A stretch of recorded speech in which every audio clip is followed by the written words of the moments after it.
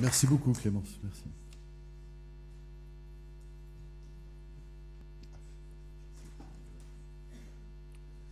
Nicolas Guerrero.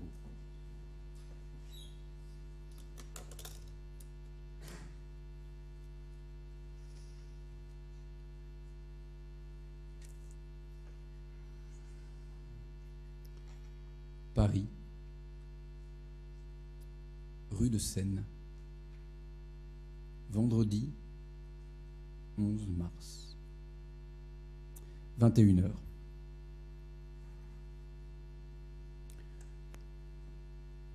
Je compte les lampadaires.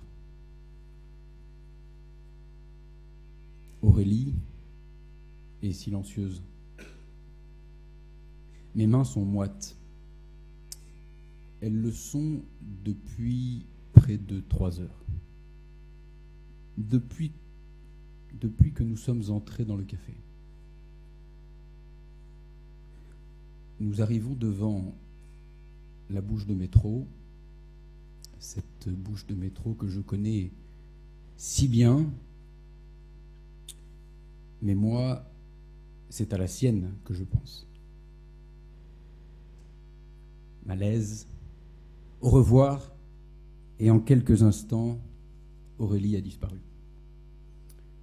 Elle aura passé comme un songe. Je m'appelle Mathieu, j'ai 22 ans et je cherche l'amour.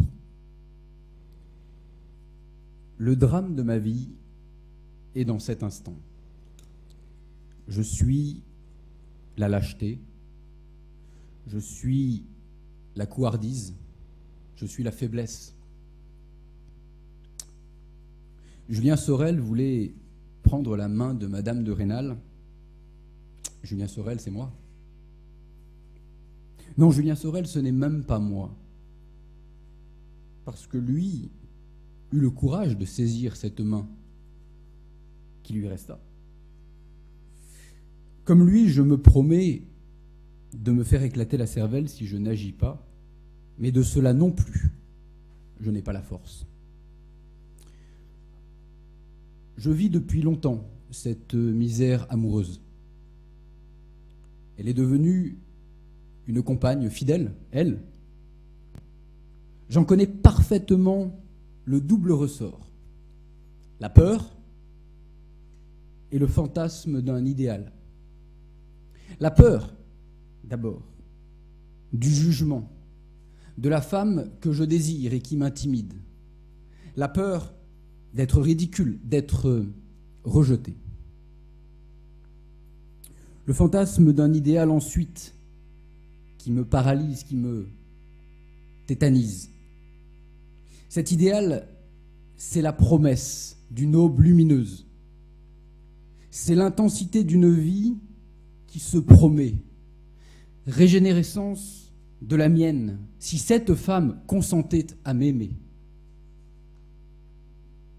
C'est l'espoir de vivre dans l'intensité ce que je n'ai vécu jusqu'à présent que dans l'ennui et dans la platitude. Où est la femme qui me sauvera, qui me libérera,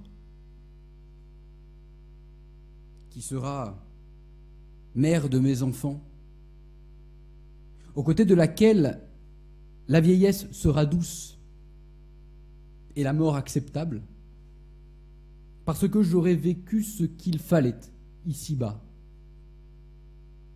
qui sera le dernier être que je verrai et qui fermera mes yeux. Mon esprit lui prête tant de traits immaculés qu'il pressent son irréalité. Et pourtant, il ne cesse de la chercher. À cette misère amoureuse, je dois vous l'avouer, je n'ai pas trouvé de solution. En revanche, à la misère sexuelle, qui en est la conséquence, j'en ai trouvé une. L'argent est la clé Alors je deviens le puissant. Dans l'obscurité de cette chambre d'hôtel, le double ressort se brise. Sur ce lit, je ne crains pas le jugement de l'inconnu, que je ne reverrai jamais, et qui échappe à mon exigence d'épouse incandescente.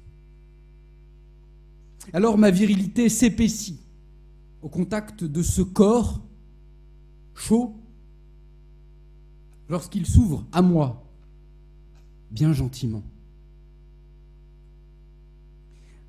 À ce sentiment, je ne connais pas d'équivalent. Mais je peux aujourd'hui vous en donner le prix. 1500 €. Et en récidive, 3750 €. Et je le paierai parce qu'il le vaut. En la regardant remettre sa jupe, je me demande à quoi elle pense. Comment elle est arrivée ici? Où sont ses parents? Si elle a des amis? Son nom, me dit-elle, est Sonia.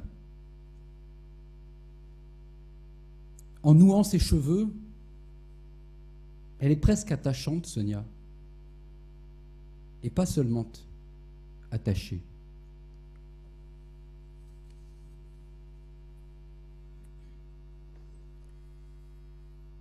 Moi, je rêvais de voir la Tour Eiffel. Dans le camion du passeur, je devinais le soleil à travers les déchirures de la bâche. Et j'étais heureuse, malgré la faim. Je m'appelle Sonia. J'ai 20 ans. Et je cherche l'amour. En arrivant à Paris, mon père m'a demandé de contacter mon cousin Adil. Et je me suis retrouvé dans ce local. J'ai fait confiance à Adil. Lorsqu'il m'a inscrit sur ce site de massage, il m'a assuré que je gagnerais beaucoup d'argent,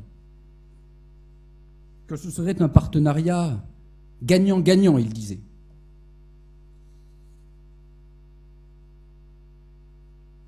En réalité, je peux vous le dire, la violence physique n'est rien à côté de la souffrance intérieure,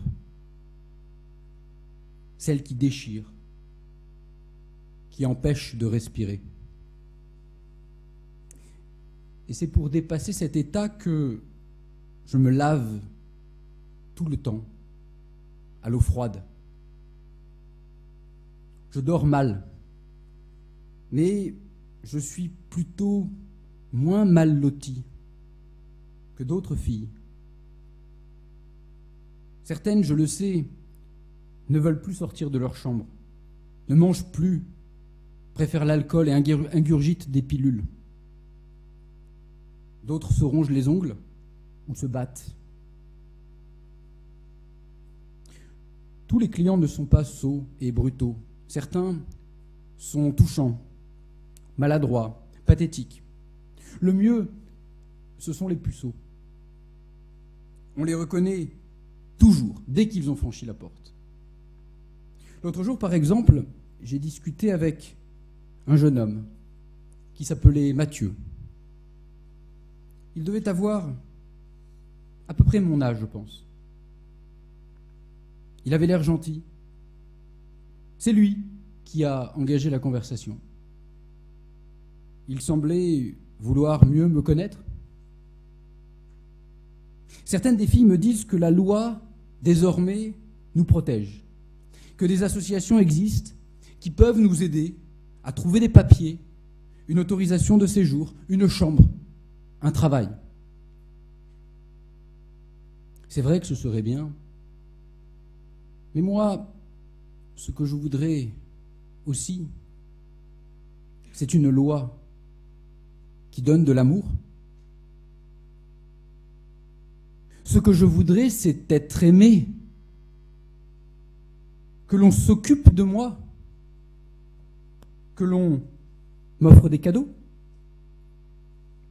que l'on m'emmène à Venise, comme dans les comédies romantiques que je regardais lorsque j'étais enfant au Maroc. Allez, je peux vous le dire, on est entre nous. Pendant l'acte, parfois, mon corps est là, mais mon esprit est ailleurs. Et ailleurs, j'imagine que je flâne dans les rues du quartier latin un soir d'été, entre les touristes, les pavés et les glaces, aux côtés d'un jeune homme amoureux. Nos mains se toucheraient. La sienne serait moite, parce qu'il serait intimidé. Mais je l'aiderai, je le guiderai. Et on se mariera, on aura une maison, avec des tas de fenêtres, avec presque pas de murs, que si c'est pas sûr, c'est quand même peut-être. À ses côtés, la vieillesse serait douce, il serait le père de mes enfants, le dernier être que je verrai, et fermerai mes yeux. Un amour qui mettrait un peu de lumière dans ma vie, cette vie si sombre. Un amour qui rendrait ma vie, cette vie minuscule, un peu plus grande.